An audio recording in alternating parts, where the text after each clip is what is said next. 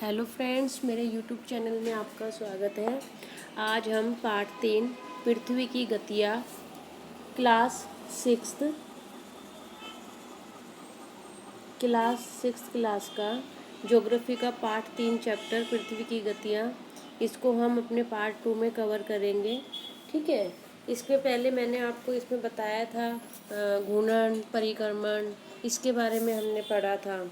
कक्षीय समतल के बारे में मैंने आपको बताया था और आपको इसकी डिटेल आप मेरी प्रीवियस वीडियो में देख सकती हैं। एक्सिस के बारे में हमने पढ़ा था और पृथ्वी के अक्ष का झुकाव और कक्षीय समतल क्या होता है, दिन और रात कैसे होते हैं, हमने इसके बारे में अपनी पिछली वीडियो में मैंने आपको विस्तार से बताया था।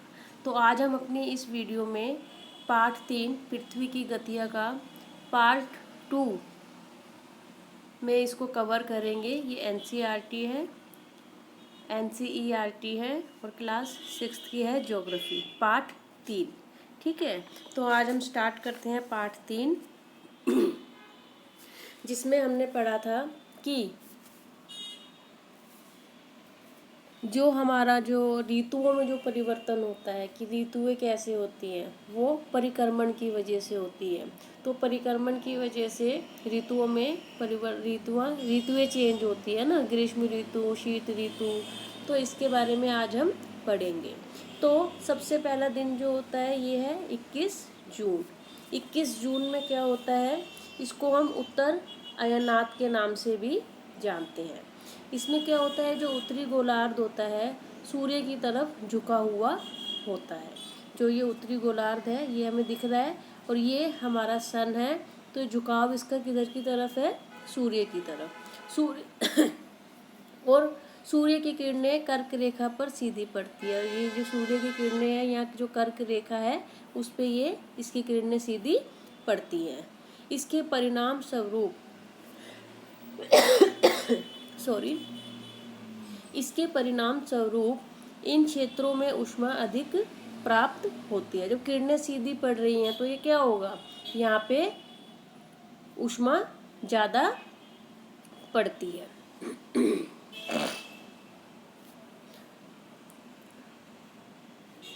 ध्रुवों के पास वाले क्षेत्रों में कम ऊष्मा प्राप्त होती है। और जो हमारा नॉर्थ पोल हो गया और जो साउथ पोल हो गया, यहाँ पे क्या होगा, सन की जो लाइट है वो सीधी यहाँ तो पड़ती नहीं है, तो यहाँ पे तिरछी पड़ती है। यहाँ पे इतनी ऊष्मा प्राप्त नहीं होती है क्योंकि वहाँ सूर्य की किरणें तिरछी पड़ती हैं। उत्तरी ध्रुव सूर्य की तरफ झुका हुआ होता है। जो उत्तरी ध्रुव है, ये जो नॉर्थ पोल है, ये किधर की तरफ झुका हुआ होता है, इस तरीके से झुका हुआ होता है, किधर, सूर्य की तरफ। और उत्तरी ध्रुव रेखा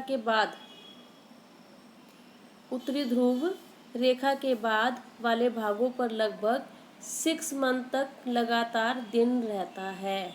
ठीक है। अब जो हिस्सा, जैसे ये इस तरीके से है, ये हमारी पृथ्वी है, ये नॉर्थ पोल और ये साउथ पोल। अब यह सनलाइट इधर की साइड सीधी पड़ रही है और जो ये वाला हिस्सा है ये किधर की तरफ है, सूर्य की तरफ है। जब ये सूर्य की तरफ होगा तो यहाँ पे क्या होगा, 6 मंथ तक यहाँ पे दिन ही रहेगा। ठीक है। 21 जून को इन क्षेत्रों में सबसे लंबा दिन और सबसे छोटी रातें होती है। ठीक है। 21 जून को क्या होता है, इन क्षेत्र में सबसे लंबा दिन होता है और सबसे छोटी रात होती है। पृथ्वी की इस अवस्था को उत्तर अयनात के नाम से हम जानते हैं। ठीक है फ्रेंड्स। उसके बाद आता है 22 दिसंबर। अब 22 दिसंबर को क्या होता है, जो हमारा ये देखिए इधर,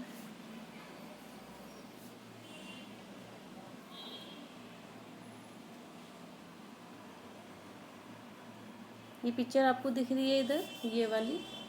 ठीक है। 22 दिसंबर को क्या होता है कि जो ये नॉर्थ उत्तरी गोलार्ध है और जो साउदर्न जो दक्षिणी गोलार्ध है, ठीक है, इसको हम दक्षिण अयनात के नाम से भी जानते हैं। 22 दिसंबर की जो सिचुएशन होती है इसे हम दक्षिण अयनात के नाम से भी जानते हैं। इस टाइम क्या होता है, जो ये साउदर्न हेमिस्फीयर है, जो साउथ पोल है, वो उसका झुकाव किधर की तरफ होता है, सन की तरफ होता है, सन की रेज इधर की साइड पड़ती हैं। ठीक है, तो अब इस सिचुएशन को हमें माइंड में रखना है। अब जो मैं आपको पॉइंट्स बताऊंगी उसे आप ध्यान से सुनिएगा। 22 दिसंबर को दक्षिणी ध्रुव के सूर्य की ओर झुके होने के कारण मकर रेखा पर सनलाइट सीधी पड़ती है, क्योंकि सूर्य की किरणें मकर रेखा पर लंबवत पड़ती है। ठीक है, अब 21 जून में क्या था कि कर्क रेखा पर सीधी सनलाइट पड़ रही थी, और 22 दिसंबर को किस पे पड़ रही है, मकर रेखा पर। किस पर, मकर रेखा पर। ठीक है, मकर रेखा पर लंबवत पड़ती है, इसलिए दक्षिणी गोलार्ध के बहुत बड़े भाग में प्रकाश प्राप्त होता है। ठीक है, अतः दक्षिणी गोलार्ध में लंबे दिन रातें छोटे वाली ग्रीष्म ऋतु होती है, और इसके ठीक विपरीत स्थिति उत्तरी गोलार्ध में होती है ना, इसका उल्टा हो जाएगा। पृथ्वी की इस अवस्था को दक्षिण अयनात कहा जाता है।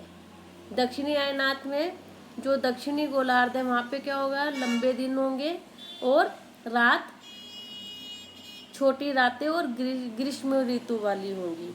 और उत्तरी गोलार्ध में क्या होगा, उसका अपोजिट, यहाँ लंबे दिन है तो यहाँ पे छोटे दिन होंगे, यहाँ पे रात छोटी है तो यहाँ पे रात लंबी होगी। ये अपोजिट दिन और रात का यहाँ पे डिफरेंट होता है। ठीक है, फिर नेक्स्ट आता है हमारा 21 मार्च। 21 मार्च को क्या होता है कि